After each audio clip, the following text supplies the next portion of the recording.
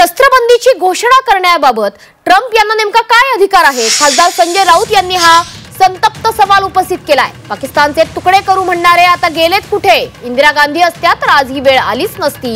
अमेरिकेचे राष्ट्राध्यक्ष Donald Trump यांनी भारत आणि पाकिस्तानमध्ये शस्त्रसंधीची घोषणा केल्यामुळे विरोधक आता चांगलेच आक्रमक झाले।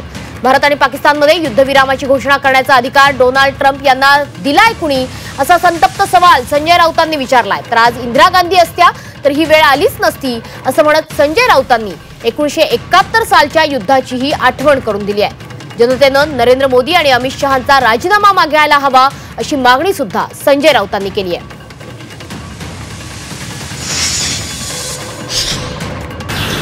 डोनाल्ड ट्रम्पचा संबंध काय? आमची माणसं मेली आहेत, आमच्या 26 महिलांचा सिंदूर पुसलाय ना।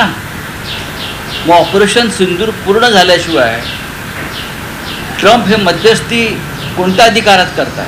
आणि अमेरिकेच्या पापानं वॉर का थांबवलं आमचं?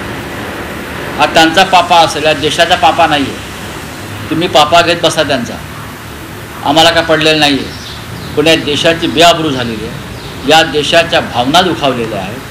पूरा बदला लेंगे ही भाषा होती, पूरा बदला लेंगे, छोड़ेंगे नहीं, पाकिस्तान के टुकड़े करेंगे,